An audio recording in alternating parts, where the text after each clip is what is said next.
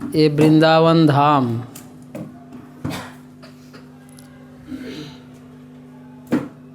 वराह पुराण में आदि वराह देव माता पृथ्वी से धरती से भगवान वराह देव धरती माता से यह कहते हैं, ये वृंदावन भगवान से अभिन्न परम भगवान का ही विस्तार है, स्वयं का विस्तार है वृंदावन धाम। जैसे आज सुबह मैं बता रहा था तालवन में कि भगवान के धाम और भगवान सामान्यतः भक्त भगवान को एक व्यक्ति के रूप में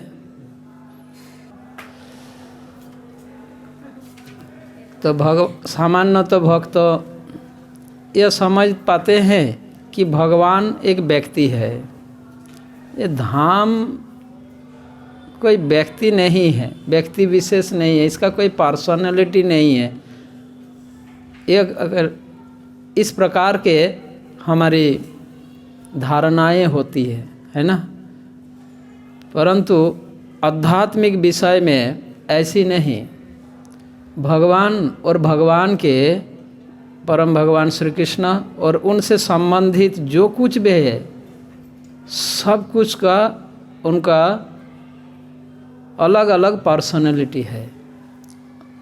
भगवान जो कुछ भगवान से संबंधित भगवान के आयुध जैसे सुदर्शन चक्र है ना, वे भी उनका एक पर्सनैलिटी है, व्यक्ति है। यमुना जी एक पर्सन है, व्यक्ति है। केवल ऐसे रिवार के रूप में, नदी के रूप में ही इनका ये स्वरूप में इनका एक व्यक्तित्व है। वैसे ही ये भगवान के जो धाम वृंदावन धाम एक व्यक्तित्व है इनके, और वह स्वयं भगवान के स्वयं का ही विस्तार है। यह भगवान वराहदेव माता धरती से यह कह रहे हैं। तो हमें हमारे आचार्य शिल भक्ति विनोद ठाकुर यह कहते हैं, तीर्थ यात्रा परिश्रम केवल मनेर भ्रम सर्व सिद्धि गोविंद चरण। तीर्थ यात्रा केवल परिश्रम मेहनत है, मन की व्यायाम है। तीर्थ यात्रा परिश्रम केवल मनेर भ्रम सर्व सिद्धि गोविंद चरण। सारे सफलताएं गोविंद के चरणों में ही निहित है। अब जिन भक्तों के मन हृदय अपने मन बुद्धि शरीर इंद्रियां श्री कृष्ण के चरणों में समर्पित हुए, वह सारे सफलता को प्राप्त करता है। सर्व सिद्धि गोविंद चरण। अब तीर्थ स्थान में आकर यदि हमें गोविंद के चरणों में हम अपने मन को स्थिर नहीं कर पाए, तो इसके लिए भक्ति विनोद ठाकुर यह कहते हैं, तीर्थ यात्रा परिश्रम केवल मनेर भ्रम। ऐसे व्यक्ति के लिए यह तीर्थ यात्रा करना केवल व्यर्थ परिश्रम मात्र है और मन का व्यायाम है कि मैंने पुण्य कमा रहा हूँ। ये मन का वहम है, जबकि वास्तव में पुण्य के बजाय हम अधिक से अधिक अपराध इकट्ठा करेंगे। यदि हम धाम की महिमा को नहीं समझेंगे, शास्त्र कहते हैं भगवान के धाम में पुण्य स्थल में धर्म स्थल में आकर जो लोग आज शास्त्र स्वरूप प्रभु ने यात्रा ग्रुप में धाम के प्रति 10 प्रकार के अपराध होता है, वो मैसेज आप लोग पढ़ें है ना। तो इन अपराधों से हम बच के रहने की प्रयास करना चाहिए हमें। अगर नहीं करते तो हम सोचते हैं कि हम पुण्य कमा रहे हैं, अच्छा कार्य कर रहे हैं, पर वास्तविकता यह नहीं हो पाएगा।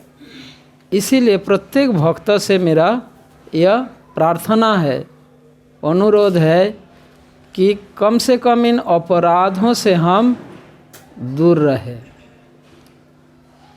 हृदय अंतर से धाम के प्रति हम अपने श्रद्धा रखते हुए अधिक से अधिक हमारे मन को भगवान में स्थिर करना, नियोजित करना, यह हमारे लिए अच्छा अवसर है। फिर से इसी वृंदावन से जब हम वापस लौटेंगे, वही सांसारिक कर्म ये तो हम जीवन भर करते आ रहे हैं। अभी ये अवसर मिला है आप लोगों को, है ना, तो इसका पूरा पूरा लाभ उठाना चाहिए। और मैं यह आप सभी से प्रार्थना करूँगा कि कम से कम इन 10 धाम के प्रति, इन 10 अपराध से हम दूर रहें और रहकर धाम की सेवा करने की प्रयास करें, तो भगवान की कृपा हम प्राप्त कर पाएंगे। भगवान चैतन्य महाप्रभु धाम यात्रा, तीर्थ यात्रा कैसे करना है भक्ति विनोद ठाकुर वर्णन किए हैं। बस 1 घंटा के लिए आप सभी अगर मोबाइल अपना मोबाइल साइलेंट कर देंगे तो अच्छा है। ठीक है, साइलेंट मोड में कर दीजिए। मैं अपना भी कर लेता हूँ, है ना।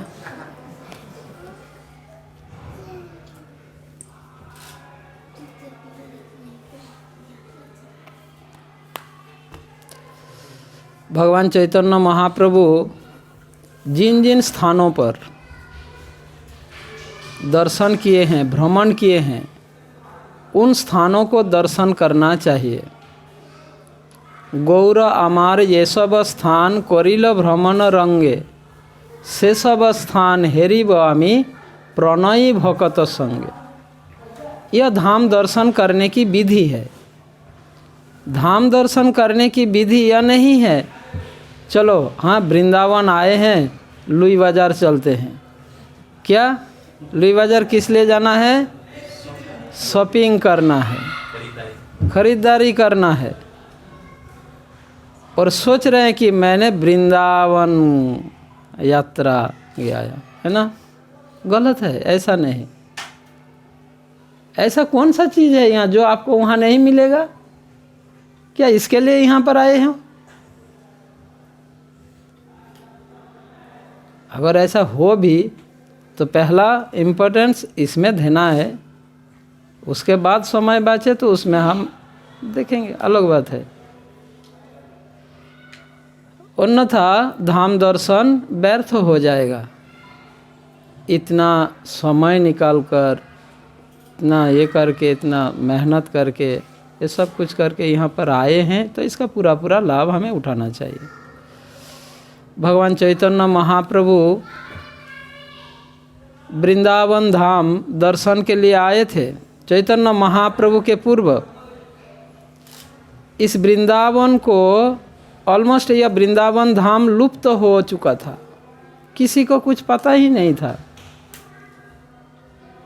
भगवान श्री कृष्ण अप्रकट होने के बाद 5000 वर्ष बीत गए थे। यह धाम कहाँ, क्या है, इस धाम पर भगवान ने किस स्थान पर कौन सी लीलाएं किए हैं, किसी को कुछ पता नहीं था।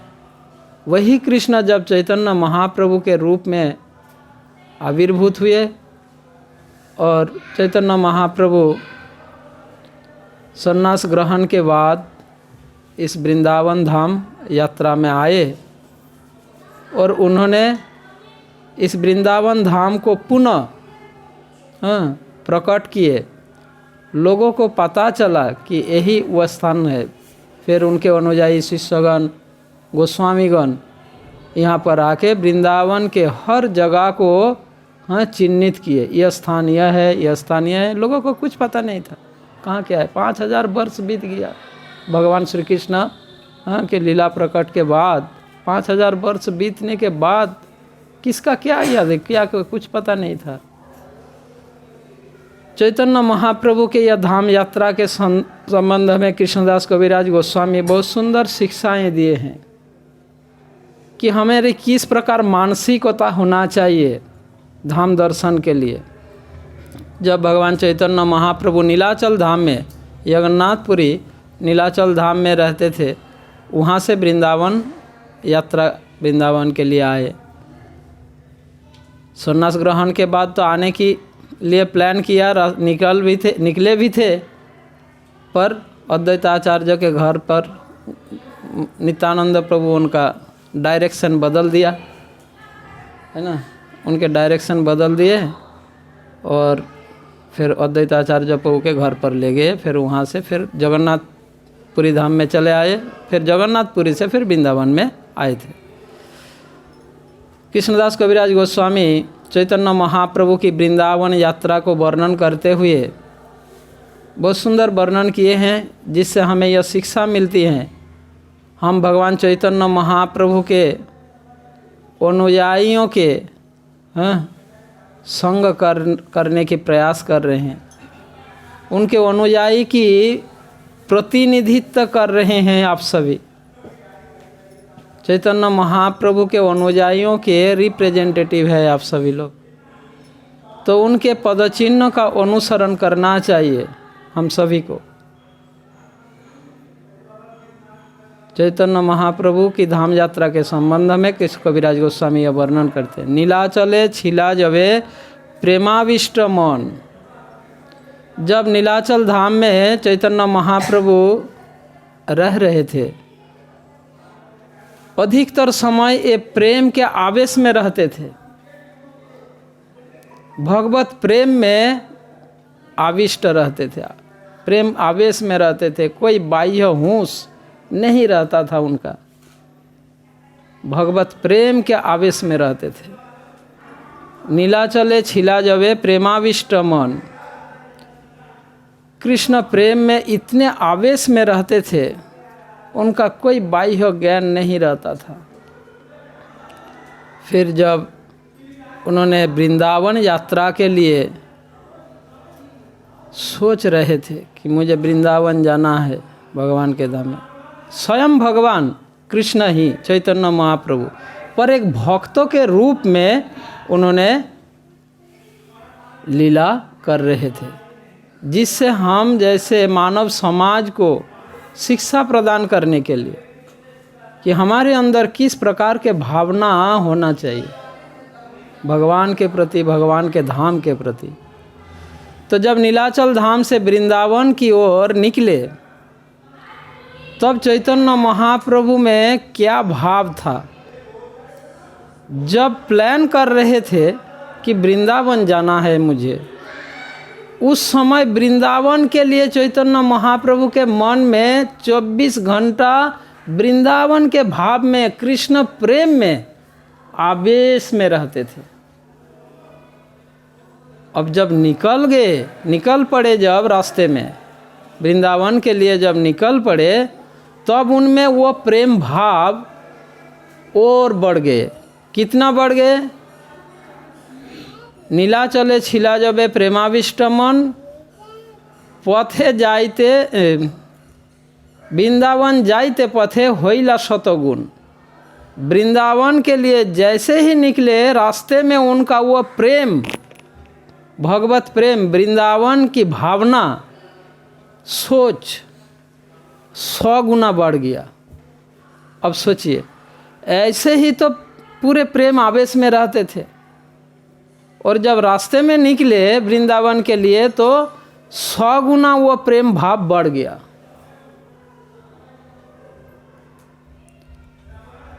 और हमारा क्या होता है? इसका उल्टा होता है। जब हमने मैसेज मिला हमें मोबाइल में वृंदावन यात्रा का, हाँ चलो वृंदावन चलते, बहुत प्रेम, वृंदावन भाव आ गया मन में, हाँ वृंदावन भाव है। अब जैसे ही कार में बैठे, वृंदावन भाव गायब, है ना। उल्टा है। चैतन्य महाप्रभु जब नीलाचल से वृंदावन के लिए निकले, रास्ते में उनका प्रेम भाव 100 गुना बढ़ गया, और हमारा इसका विपरीत है। हम जब घर से निकले तो घर का भावना बढ़ गया, अरे वो छोड़ दिया, वो नहीं हुआ, वो तो अरे उसको बोलना था, अरे वो करना था, अरे उसको वो देना था, उससे वो लेना था। दुनिया संसार की भावना लेकर वृंदावन के लिए निकल गए। जब तक नहीं निकला तब तक तो थोड़ा बहुत था वृंदावन का भाव, है ना। अब जब निकल गए तो वो भाव बिल्कुल गायब ही हो गया, है या नहीं। यही चक्कर है हमारे, और हम सोच रहे हैं कि हम वृंदावन यात्रा कर रहे हैं, पर ऐसा नहीं है। वृंदावन जाइते पथे होइला सतोगुण, और जब वृंदावन के पास पहुंच रहे हैं, दूर से जब मथुरा को देखा, अभी भी आप दिल्ली आगरा हाई रोड से वृंदावन देख सकते हो, हाँ। तो जब दूर से मथुरा को दर्शन किए, तब उनमें प्रेम भाव 1000 गुण बढ़ गया। सहस्र गुण प्रेम बाड़े मथुरा दर्शने, लाखों गुण प्रेम बाड़े भ्रमे जबे बने। और इस वृंदावन में आके जब उन्होंने भ्रमण करने लगे, तब उनमें वह प्रेम भाव लाखों गुना बढ़ गया। नीलाचल में जितना प्रेम भाव था, उससे लाखों गुना प्रेम भाव और बढ़ गए। तो यह धाम यात्रा में हमारी मानसिकता इस प्रकार होना चाहिए, यह शिक्षणीय है। हमारी इसका उल्टा होता है। चैतन्य महाप्रभु जब यहाँ पहुँचे, मथुरा देखकर, उनमें दूर से देखकर ही 1000 गुना प्रेम बढ़ गया।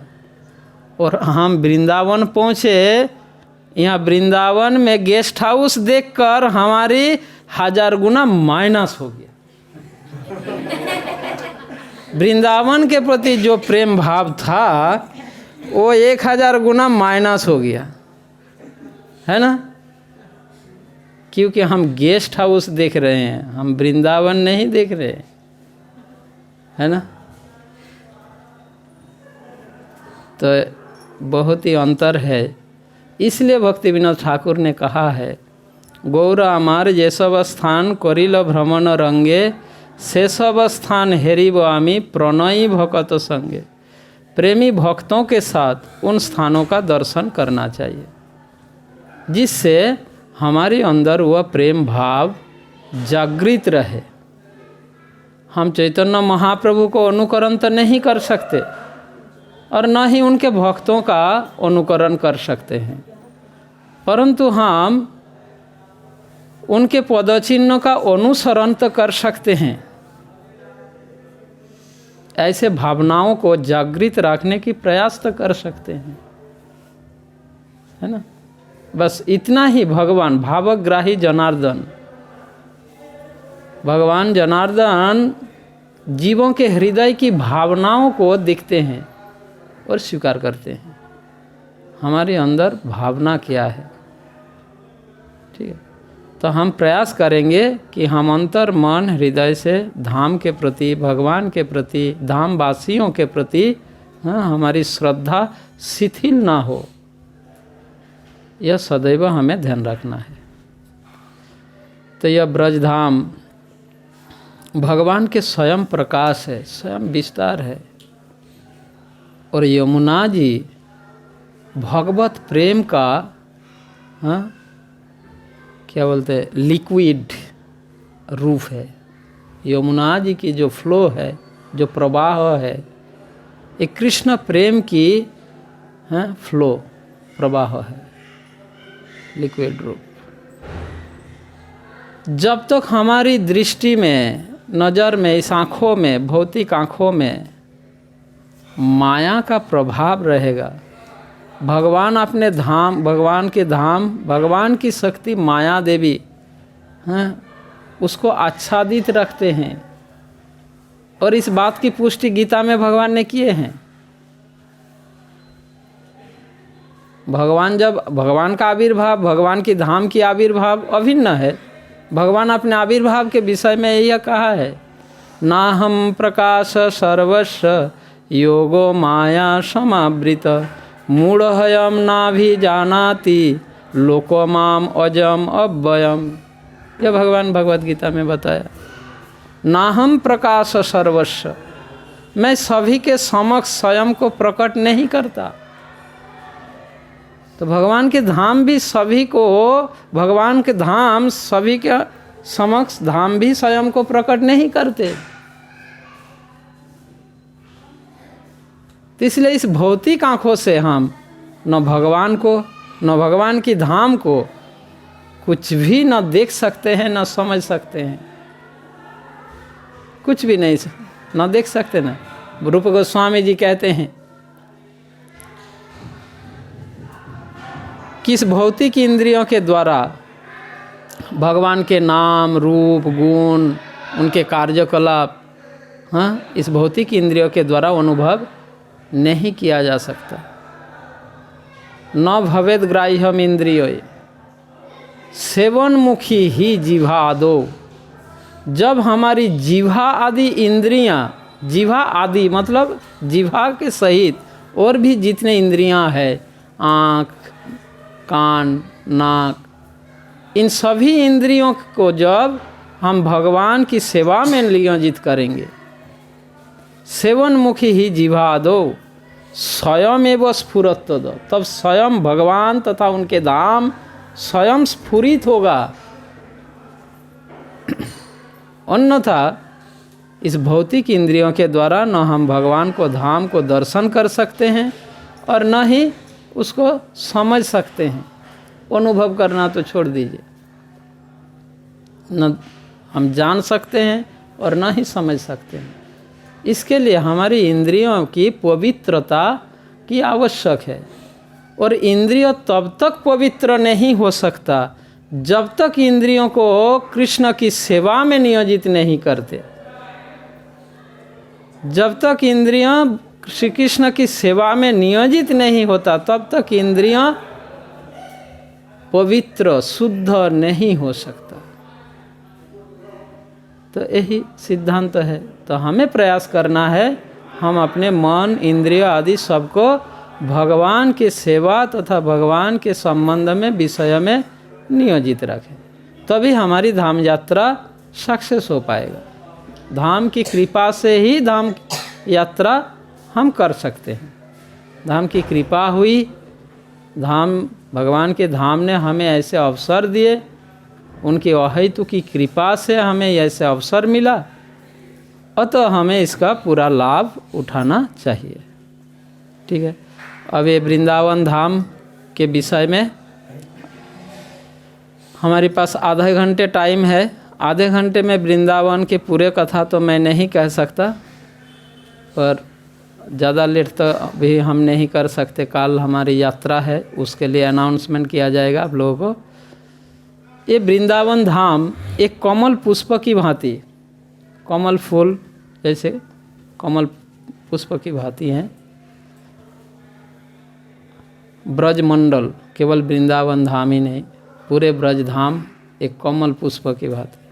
कमल फूल आप जानते हो दिन के समय खिलता है और रात होने से संकुचित हो जाता है ना। उनके पंखड़ी दिन के समय जैसे सूर्य उदय होता है, उनके पंखड़ी खुलने लगता है, खिलने लगता है, खिलते खिलते फिर ऐसे खुलता है। फिर जैसे सूर्यास्त होता है वो पंखड़ी ऐसे बंद होती है। भगवान के धाम ऐसा ही एक कमल पुष्प की भांति है। कोई भक्त ऐसे पूछते हैं कहाँ नंदगांव? अरे वृंदावन में रास लीला रात को आते थे कि कृष्ण यहाँ पे, हाँ, रास नृत्य गोपियों के साथ यहाँ पर डांस किया। ये कैसे संभव? नंदगांव से वृंदावन कितने दूर है? 26 किलोमीटर, आई थिंक 26 किलोमीटर। तो 26 किलोमीटर आके हैं डांस करके फिर वापस जाना, एक कोई कब डांस किया और कब आया और कब गया? हाँ, कैसे संभव? वृंदावन में रासस्थली कोई स्थानों पर है, रास मंडल, रासस्थली, सेवा कुंज, निधिवन, ये सब रासस्थली है। क्योंकि भगवान की यह धाम एक कमल पुष्प की जैसे है, वे ऐसे खिलता है और वो ऐसे संकुचित होती है। जब भगवान परम इच्छामय है, उनकी इच्छा के अनुसार उनकी दिव्य शक्ति योग माया वो जो इच्छा करती हैं वही कार्य। उनको अगर इच्छा वृंदावन में अब नित्य करना है मेरे को, तो वृंदावन और नंदगांव के पास आ जाएगा। उनको नंदगांव से वृंदावन में आने की जरूरत नहीं है, योगो माया वृंदावन उनके पास ले जाती है। यह है भगवान की असीम अचिंतनीय शक्ति की प्रभाव, जो हम कल्पना करके भी नहीं समझ सकते जो भी। तो इस ब्रजधाम के नॉर्दर्न पेटल मतलब पंखड़ी, जो उत्तर दिशाओं की जो पंखड़ी है, वहाँ पर वृंदावन धाम विराजमान है। उत्तर नॉर्थ साइड के जो पेटल है कमल की, ये ब्रजधाम उस स्थान पर अवस्थित है। इस वृंदावन में, वृंदावन धाम को लोग भक्तगण परिक्रमा लगाते हैं, पंचक्रोशी परिक्रमा कहते हैं। और इस परिक्रमा के अंदर और इसी के तट पर वृंदावन के दर्शनीय सारे स्थान है, जहाँ जहाँ भगवान अपने दिव्य लीलाओं को प्रकट किए हैं। हम परिक्रमा मार्ग में ही अभी रह रहे हैं। ये जो रोड है ये वृंदावन के परिक्रमा मार्ग है। तो कुछ भक्त ऐसा सोचेंगे तो मतलब वृंदावन इतना ही सीमित है। नहीं, भगवान के धाम और भगवान अभिन्न यह कहा गया। तो भगवान यदि असीम है तो धाम भी असीम होना चाहिए। इसको सीमित कैसे कर सकते हैं? ये परिक्रमा मार्ग मतलब ये सीमित हो गया ना। और यह भी कहा गया कि भगवान को ऐसा सीमित भाव, धाम को सीमित भावना ऑफेंस है, अपराध है। अब इस कन्फ्यूजन को कैसे दूर करें?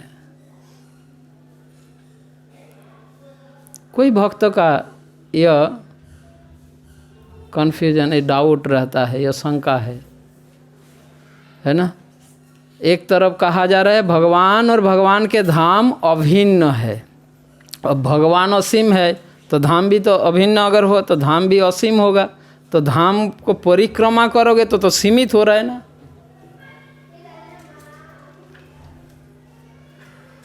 तो एक तरफ कहा जा रहा है धाम असीम है और इधर परिक्रमा भी कर रहे हो। परिक्रमा कर रहे हो मतलब सीमित हो गया। अब बताइए ये कैसे संभव? इस बात को हम कैसे समझे? चलो हम फिलोसफी में नहीं जाएंगे, टाइम नहीं है, कभी और समझाऊंगा इस बात को। वास्तव में हम धाम में प्रवेश किया ही नहीं, इसीलिए धाम की परिक्रमा लगा। जब ये इस बात को मैं बाद में डिस्कस करूंगा, अभी टाइम नहीं है, क्योंकि इसको समझाने के लिए बहुत सारी फिलोसफी और सिद्धांत तो बताना पड़ेगा। तो इस वृंदावन धाम में भगवान के दिव्य लीलाओं का जो ब्रजमंडल 84 क्रोश ब्रजमंडल में जो 12 वन है उनमें से एक प्रमुख है वृंदावन। ठीक है, वृंदावन नाम वृंदा देवी के नाम से वृंदावन नाम हुआ। ये वृंदा देवी भगवान की यो अंतरंगा शक्ति का ही एक रूप है और इस धाम के इंचार्ज अधिष्ठात्री देवी। वृंदा देवी के अनुमति के बिना कोई वृंदावन में प्रवेश नहीं कर सकता। भगवान अपनी दिव्य लीला में भी इस बात को पुष्टि की है। एक बार कृष्ण भी प्रवेश नहीं कर पाए वृंदावन में, क्योंकि राधा रानी नहीं चाहती थी। इसलिए राधा रानी की कृपा के बिना, राधा रानी का ही विस्तार है वृंदा देवी, तो उनके अनुमति के बिना स्वयं कृष्ण भी वृंदावन में प्रवेश नहीं कर पाए, तो एक सामान्य जीव की क्या बात है? सोचिए। तो ये पूर्णतया श्रीमती राधा रानी तथा वृंदा देवी के कृपा उनके अधिकार में है। अब इस धाम के प्रति हमारी श्रद्धा किस प्रकार होनी चाहिए, हमें समझना होगा। तो इस वृंदावन धाम में जस्ट परिक्रमा मार्ग में जो जो स्थान है, या तो इसको पूरा करने की प्रयास करो, अदर दूसरे तरीका जो जो गोस्वामियों का जब मंदिर है केवल उन पर उनके ऊपर थोड़ा थोड़ा करके बताओ कौन सा सुनना चाहते, कोई एक कर सकता हूँ।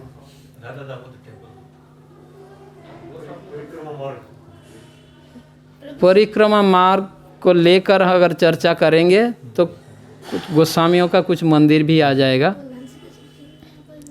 उसमें, और संक्षिप्त करना चाहे तो केवल गोस्वामियों के मंदिर के विषय में थोड़ा बहुत कर सकते हैं, क्योंकि समय के अभाव के कारण।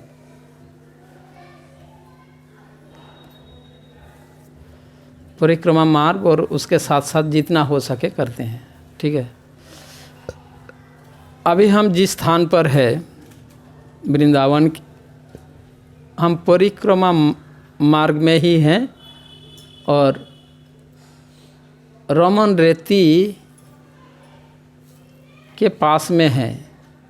जैसे रमन रेती मान के चल सकते हैं, रमन रेती में है हम। महावन में रमन रेती है और वृंदावन में भी रमन रेती है, ये कन्फ्यूज नहीं होना। महावन गोकुल वहाँ पर भी रमन रेती है, और वृंदावन के ये स्थान ये भी रमन रेती है।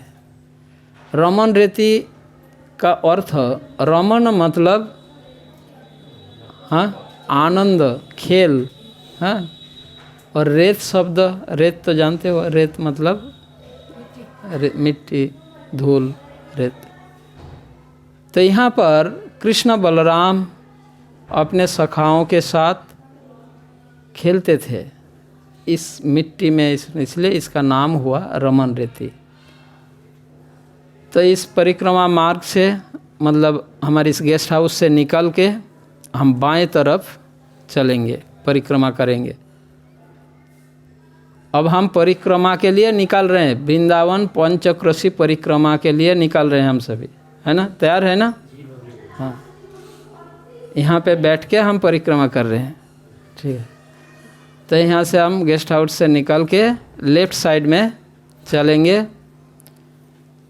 तो एक चौराहा आएगा, राइट साइड में इस्कॉन मंदिर, और सीधा हम चलेंगे तो पहले आएगा दर्शन के जो पहला स्थान आता है वह है कृष्ण बलराम वृक्ष, पहला दर्शन स्थान। यानी आप लोग जैसे ही वो एक गेस्ट हाउस का नाम क्या है, धानु का आश्रम, धानु का आश्रम क्रॉस करने के बाद उसके जस्ट नेक्स्ट एक गली है, इस्कॉन मंदिर की तरफ जाती है। उस गली को क्रॉस करके एक और गेस्ट हाउस आता है, वो गेस्ट हाउस ख़त्म होगा, वहाँ पे एक चौराहा आता है। वो चौराहा में अभी भी वहाँ एक वेदी बना हुआ है, वहाँ पर कृष्ण बलराम नाम के एक वृक्ष था, अभी वो वृक्ष प्रकट हो गए, ठीक है। कृष्ण बलराम वृक्ष, दो वृक्ष जो था उसका नाम पड़ा कृष्ण बलराम वृक्ष। ये नाम किसने दिया?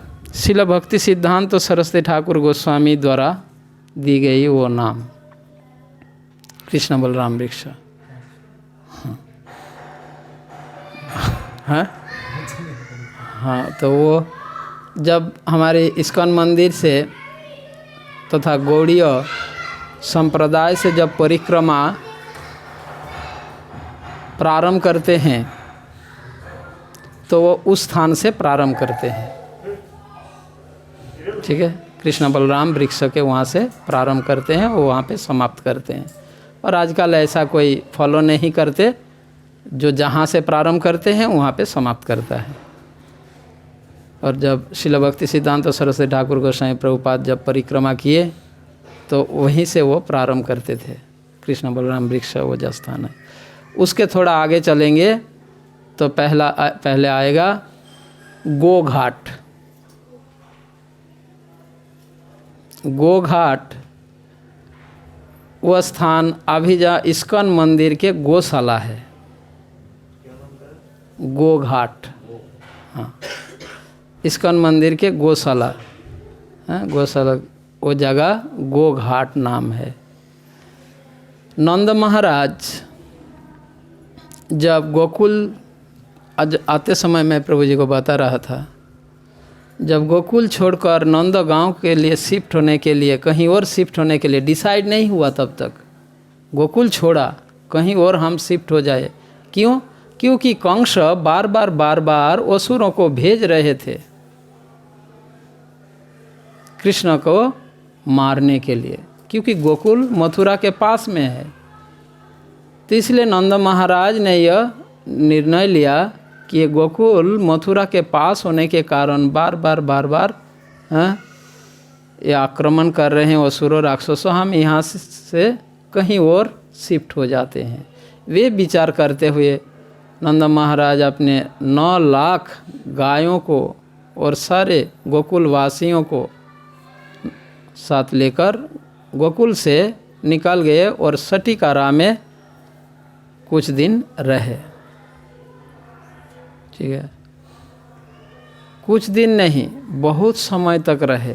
ऐसा नहीं कि 1 महीना 2 महीना, ऐसी बात नहीं, कुछ लंबी, कुछ महीने तक। मेरे हिसाब से वैष्णव महाराज से मैंने सुना था 7-8 महीना के आसपास, करीबन लगभग 1 साल तक सटिकारा में ही रुके थे। अब वहीं पे जब रुके थे, तभी कृष्ण ने कालिया दमन लीला किए थे।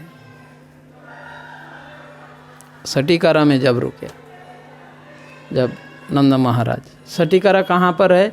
हम हाई रोड से वृंदावन की ओर जब जहाँ टर्न लिया, एक ब्रिज के नीचे से वृंदावन की हाई रोड में आ रहे थे ना, वहाँ से वृंदावन के लिए जो टर्न लिया राइट साइड, वो जगह का नाम है सटिकारा।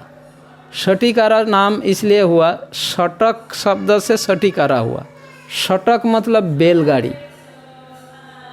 ये शटक शब्द शकट शब्द से आया, शकट से शटक हो गया और शटक से सटिकारा हो गया। ठीक है, यहाँ पे नंद महाराज के बैलगाड़ी, बहुत सारी बैलगाड़ी थी, 1-2 नहीं, पूरे, हाँ, ब्रज के गोप में से गोप के राजा थे नंद महाराज। 9 लाख गाय थी। उनके पास जो बैलगाड़ी थी बहुत ही मजबूत और बहुत बड़े बड़े बैलगाड़ी, बड़े बड़े बैल था। तो वो सारे बैलगाड़ी पार्किंग रहता था वहाँ पे, इसलिए सटिकारा, सटक का वो मतलब क्या बोलते हैं, जैसे सेंट्रल बस स्टैंड को क्या बोलते हैं आप लोग? बस अड्डा बोलते हैं, क्या बोलते हैं? Bus depot. तो वो सटक का डिपो था नंद महाराज की, बैलगाड़ी डिपो।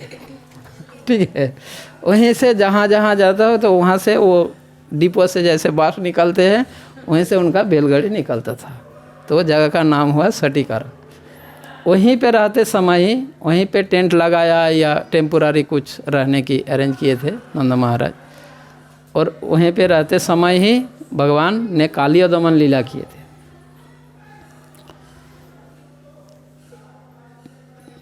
कालिया दमन के बाद नंद महाराज, यशोदा तथा सारे गोकुलवासी बहुत भयभीत हो गए थे कि कृष्ण जब यमुना में कूद पड़ा और बहुत लंबी समय तक जल के बाहर नहीं आए, सारे ब्रजवासी इतने चिंतित हो गए, इतने भयभीत हो गए। यशोदा मैया तो मूर्छित हो गई ऐसे कृष्ण के लिए।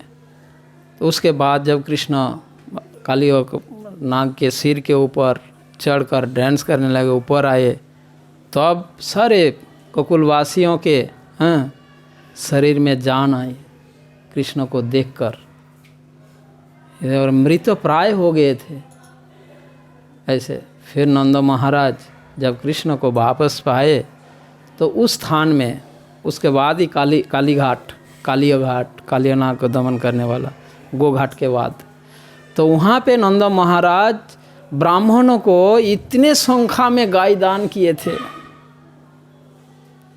उस स्थान में, बहुत संख्यक ब्राह्मणों को गोदान किए थे, इसलिए उस जगह का नाम हुआ गोघाट।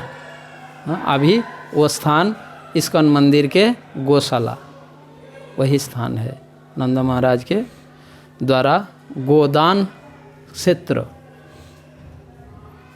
ठीक है, गोदान क्षेत्र। अभी भी हमारे वृंदावन मंदिर, इस्कॉन मंदिर से गौशाला में जो गोदान करते हैं, तो उसका जब किसी व्यक्ति गोदान करते हैं उनको ये महात्मा सुनाते हैं वृंदावन के भक्तगण कि यहाँ पे गोदान कितना महत्वपूर्ण। स्वयं नंद महाराज यहाँ पर ब्राह्मणों के लिए गोदान किए थे। उसके बाद काली घाट या कालीदह, कालीदह या काली घाट कहते हैं, यानी काली अनाग के दमन किए थे वहाँ पर। कदम्ब वृक्ष है, उस कदम्ब वृक्ष में चढ़कर यमुना में कूदा और काली अनाग को दमन किया, तो वह स्थान है कालीदह। काली अनाग दमन के बाद यह वहाँ से थोड़ी आगे राइट साइड में, कालीदह से थोड़ा आगे चलकर राइट साइड में एक रास्ता, छोटी सी रास्ता जाती है राइट साइड में,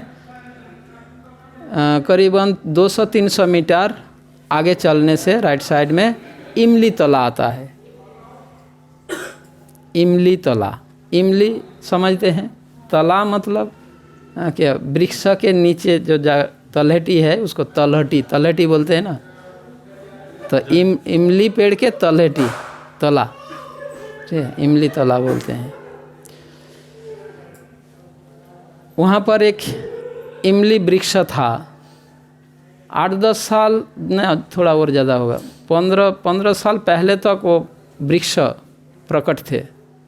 15-16 साल हुआ वो वृक्ष प्रकट हो गया। वृंदावन में इस इमली तला नाम किस प्रकार से फेमस हुआ, तथा विख्यात हुआ, इतना प्रसिद्ध हुआ कैसे? एक बार राधा रानी, मतलब इमली की एक इमली, पका इमली के ऊपर राधा रानी का चरण जब पड़ा तो राधा रानी फिसल कर गिर गई थी, उस स्थान में। तो उनको चोट लगा देखकर कृष्ण ने इमली वृक्ष को श्राप दे दिया कि तुमने मेरे राधा रानी को चोट पहुंचाया। तब इमली वृक्ष भगवान श्री कृष्ण से क्षमा मांगने लगे और इमली वृक्ष ने कहा कि हे प्रभु, मुझसे अपराध हो गए, मुझे क्षमा कीजिए और मैं अब से एक भी फल उत्पन्न नहीं करूँगी। वृंदावन में और बहुत से जगह में आपको इमली वृक्ष दिखेगा, पर एक भी इमली फल नहीं होगा। इमली फल नहीं होता है, यहाँ इमली नहीं होगा, इमली वृक्ष होगा, ठीक है, पर इमली नहीं होती यहाँ। पर वृंदावन के बाहर जो भी वहाँ इमली फल होगा, यहाँ पे नहीं होगा। इमली वृक्ष स्वयं अपराध स्वीकार करके यह दंड के रूप में स्वीकार किए भगवान के समक्ष। तो वो इमली तला हुआ जगह है, कालीदह से थोड़ा आगे चलकर राइट साइड में जाना होता है, ठीक है। अब परिक्रमा मार्ग में उससे थोड़ा आगे चलते हैं तो चीर घाट आता है, चीर घाट, ठीक है। ये चीर घाट दो है, एक यमुना के उस तट पर नंद घाट नाम के एक जगह है, नंद घाट के पास चीर घाट है, जो नंदगांव से भी आते हैं उधर यमुना जी। तो नंद घाट के पास चीर घाट है और ये वृंदावन में भी चीर घाट है।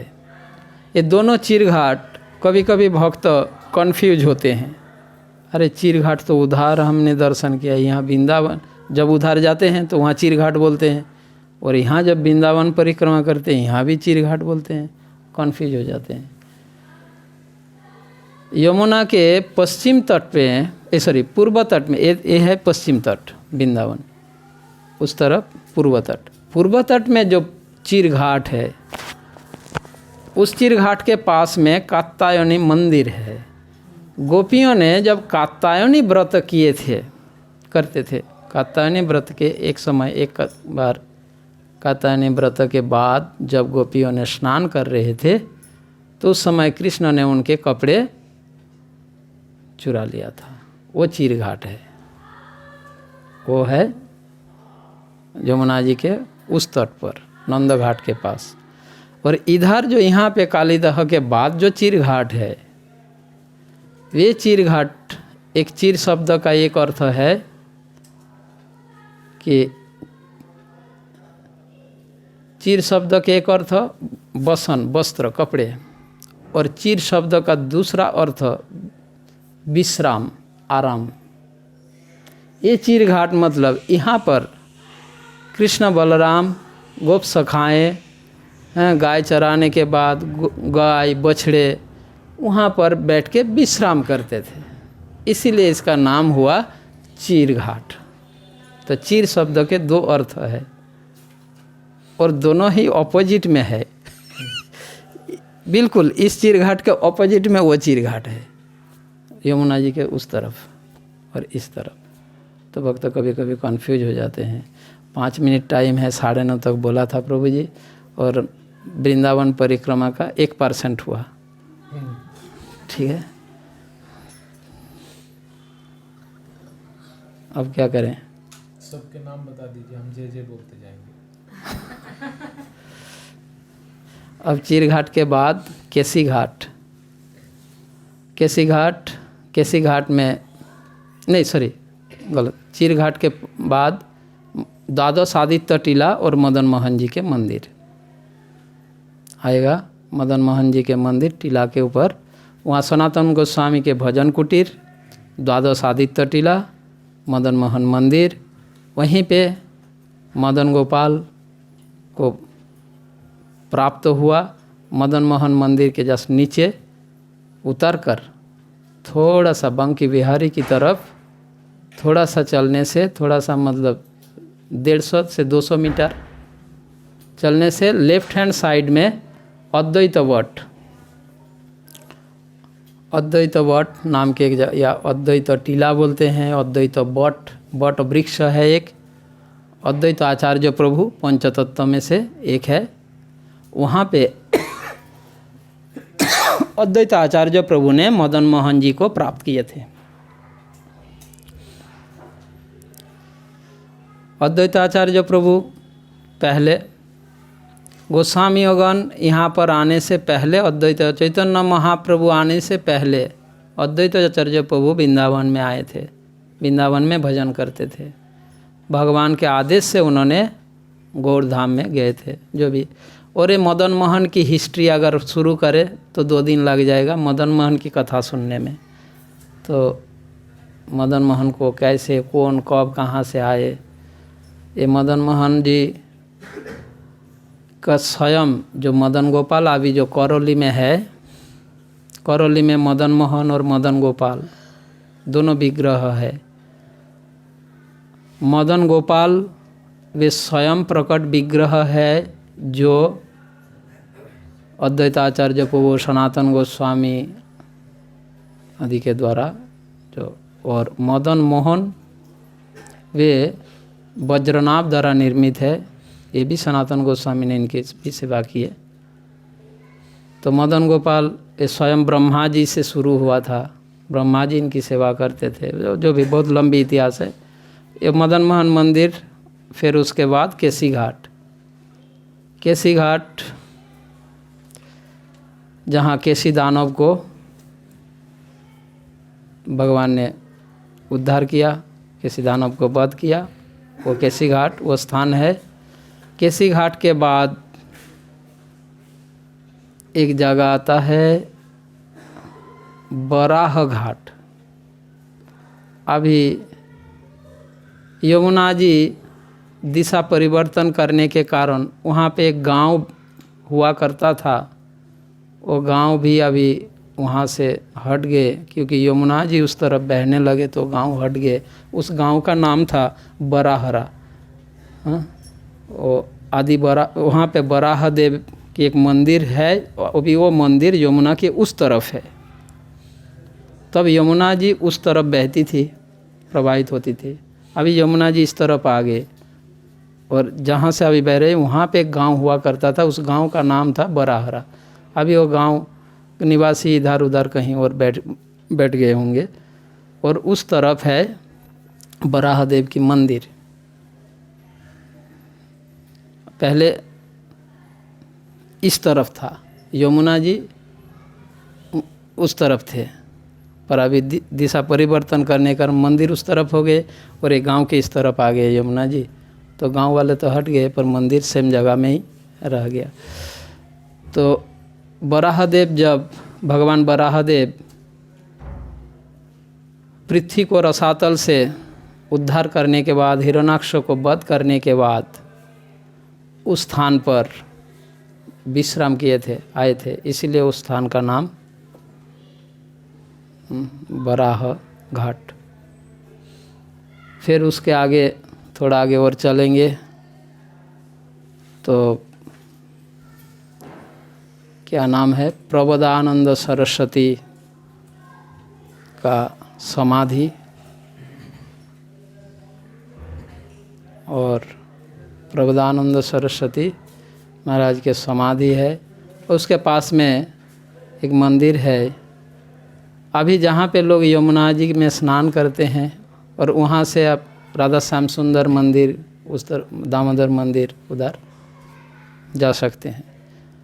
और अंदर इस दामोदर मंदिर से पास में सेवा कुंज, निधिवन पास में है, राधा रमन, राधा गोकुलानंद, ये सारी मंदिरें हैं, पर इनकी कथा अभी करने के टाइम नहीं है। फिर राधा दामोदर मंदिरों में प्रवेश करेंगे तो बहुत टाइम लगेगा। फिर उसके बाद गोविंद जी मंदिर, श्री राधा गोविंद देव मंदिर, वहाँ गोमा टीला, जहाँ पे गोविंद देव जी को रूप गोस्वामी जी ने प्राप्त किए थे गोमा टीला से, और गोविंद देव के मंदिर। ये ब्रज धाम भगवान की इस धाम को जो रक्षा करते हैं, धाम रक्षक के रूप में क्षेत्रपाल, यह ब्रजधाम में 4 महादेव है जो इस ब्रजधाम को सुरक्षा कर रहे हैं। 4 महादेव, शिव जी का मंदिर है। ये 4 महादेव कौन कौन है? वृंदावन में एक है जिनका नाम है गोपेश्वर, गोपेश्वर महादेव, गोपियों के ईश्वर गोपेश्वर। ये गोविंद देव मंदिर से पास में ही है, गोपीनाथ बाज़ार में।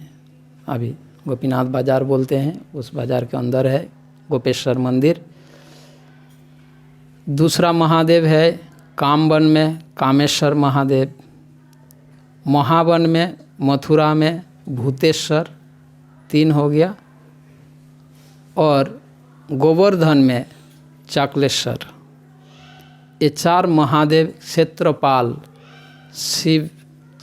शिव जी जो भगवान के ब्रजधाम को सुरक्षा कर रहे हैं।